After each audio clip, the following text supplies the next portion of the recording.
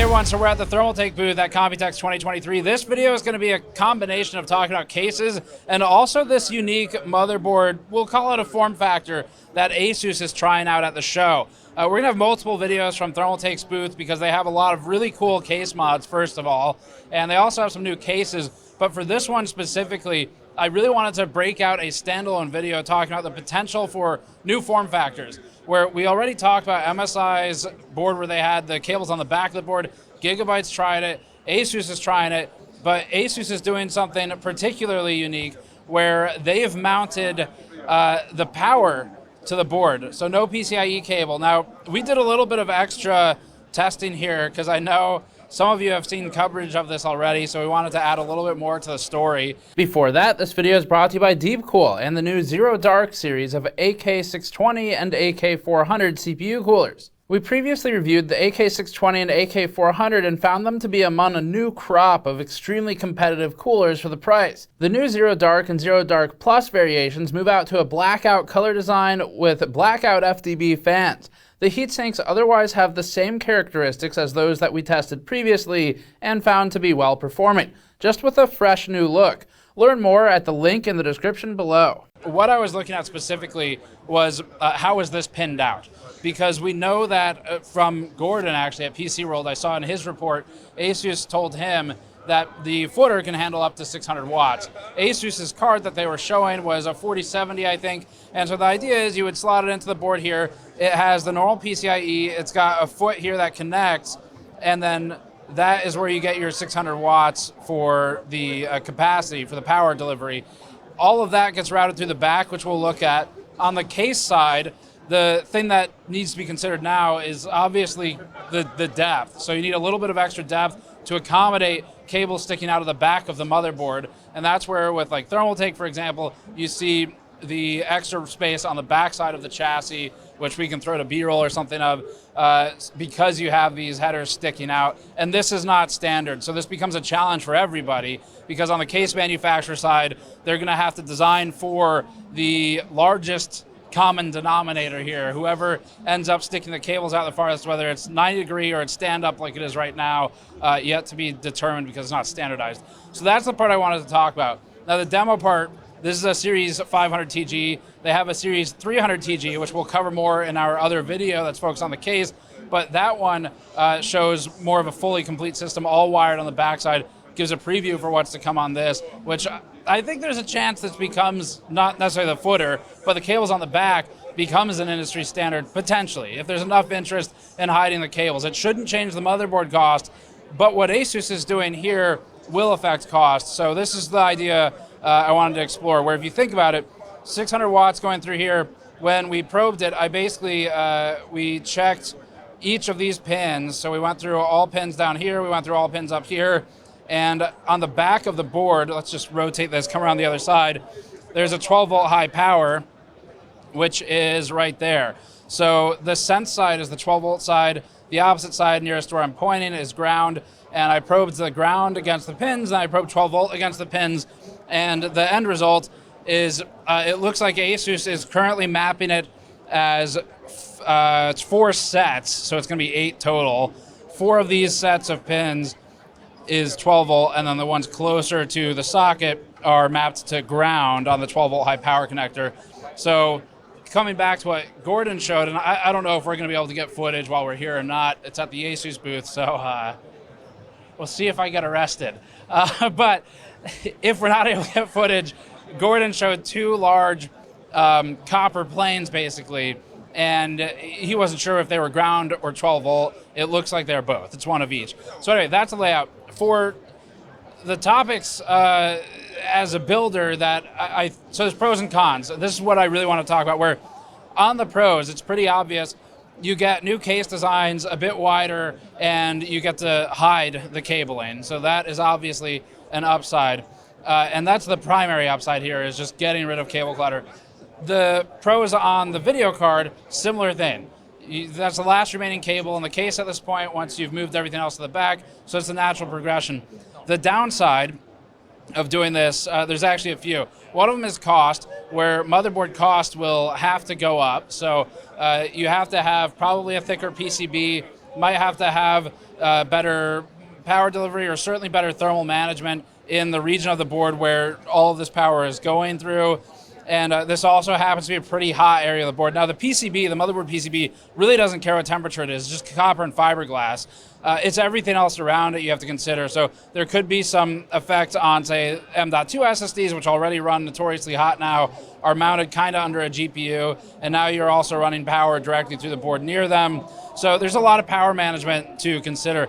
Another point when I was thinking through this this morning, one of the other topics is video card length. So if video cards now have to, as they're designing, make the decision, do we go for a longer card that can fit in these ATX sort of distant power sockets versus a card that's more quote unquote normal, you potentially lose some of the ITX, like super short card market, because if they need to use that space to hit an ATX special power connector, you're not going to be able to make it short like in some of the cards we have now to say be more square with an ITX board. So that was another consideration I ran into with this. I guess pre-builts would be another one where getting video cards, holding them stable in cases has already become a challenge. So you see manufacturers like Thermaltake starting to add in built-in supports like this one, and some of them will clamp from both sides, some of them screw into the card. There's a lot of different options, but these are not memes anymore. This is like, you actually kind of need them, especially if you're going to ship it as a pre-built system. Because once it's a pre-built, it gets dropped 1 foot once by UPS. The amount of weight on these cards is going to flex at the end. And we've seen actually, in cases that don't support the card properly, we've seen the slot get literally ripped out of the board. So my concern is if there's not enough support and you're running power through here, this now becomes a risk for the user if it is not fully seated when they turn it on. So those are kind of the downsides. We went over the upsides. I think the biggest one to think about here is really just going to be one of standardization for the industry. So it's just not easy for you. You have to consider case manufacturers, builders, and motherboard manufacturers. If every motherboard vendor thinks they have the best way to do this, case manufacturers are looking at it going, what the hell do we do? Whose standard do we support? Because they all have slightly different spacing, positioning on the back of the board. So it's clear for a company like Thermaltake or Silverstone or whoever to perfectly place cable cut-throughs. They can go wider, of course, but now you're cutting down on your room to play with case design if you wanted to do a shorter case. So if you have to account for all this potential error because you don't know exactly where the cable pass-through is going to be, that makes the case designer's job much more difficult. So those are kind of the aspects to consider. For this to actually get any momentum and move anywhere, I don't know who needs to pull the trigger first. There is case support. So Thermaltake's got this one. They have the Series 300 that will show on footage. That's a smaller version of this, cheaper version of this. So cases are coming. Silverstone's got one. MSI ironically didn't. ASUS should have one. But what we're missing is the motherboard groundswell, and that's something that we'll see how that shakes out because it's going to affect the whole ecosystem. I mean, it's not as straightforward as just buy any board, any case with the same form factor, and then it works.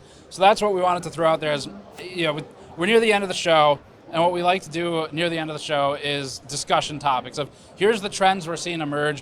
What does this mean for the different category manufacturers in the industry? And then what does this mean for consumers? And will it actually happen? Because a lot of times at shows you see stuff that'll never happen. It's just a cool showpiece. I do think back of the board cabling will. I don't know about the ASUS footer. I think that would need to be standardized by like PCI SIG or something. Someone who can be a neutral party to get everybody on board. Plus there's a lot of power through the board, so board costs will go up, and probably video card costs would go up as well, because now you need to change the design and the layout. So we were filming here and talking about all of this, and a wild Steve walked by. Steve? Well, hi Steve. What are your thoughts on this? I have mixed feelings of this board. I haven't worked out whether I do like or don't like it. Some cool things straight away that I hadn't, when I started thinking about it. I think cable management obviously is the big one, like hiding the cables out the back. But for me personally, I don't know about you guys, when you build a system, a test system, and the motherboard doesn't work or something, and you've got to change the board out, having to redo all of that is a pain in the butt. I think that's kind of Not a user experience thing really, but it is really nice just being able to pull those cables out, stick a new board in, and I'm probably thinking more like a VRM thermal testing, and there's more access to the back of the board, which also makes VRM thermal testing really easy. So I like those aspects of it. But then, I don't know, sleeved cables, they're kind of cool, aren't they? Like a lot of people love their sleeved cables, so you're kind of removing something that people like. I feel like maybe the 24-pin power connector, the EPS connectors, leave them on the front, so you get your nice sleeve cables. But all the USB 2 headers and stuff like that, that's kind of cool at the back. But I suppose if you're going to do that, you might as well do all of it. I don't know, what do you think? The thing I'm wondering is thermally, because this is a very hot area of the board. You got M.2 SSD, you're burying it with a video card, and then I heard this is supposed to be like 600 watt capable connector. So thermally, I'm curious how it performs. But the bigger thing I was wondering about is standardization and compatibility. That's the big one. Yeah. So where do you think the board vendors can get on board with a standard? Where do you see this going in terms of once it leaves, or can it leave just ASUS? I think probably not, and that would be by design. I think the whole idea is to lock you into like their case motherboard. It's sort of kind of like a power tool thing, the platform lock in the ecosystem. So I think it's probably by design. Whether you can get, so I think MSI has Project Zero, theirs was called. Yeah. Whether you can put like a Project Zero board in, an ASUS case, I don't know. I have no idea on that, but I think that's probably going to be one of the hurdles. And then obviously, like, how long do they do this for? Is it popular? Or how many boards can you get? Like, is it worse than like M-ATX or Mini ITX type stuff? Right. So yeah, it's cool. I don't know. Again, I don't really know if I'm for or against it. I haven't really thought about it that much, but there's definitely some cool things about it that I like. I have one more question for you. Do you ever read the comments on our videos, see the word Steve, and if it's a critical comment, do you become irrationally angry at it, even though it's about me? Yes. Because I was doing that the other day.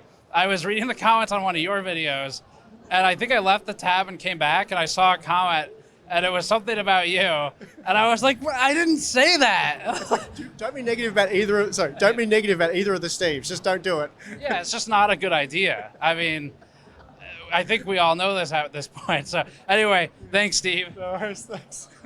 And back to you, Steve's at Hardware Unboxed. Go check them out. Anyway, let us know what you think in the comments, and check back for our coverage of the Thermaltake cases.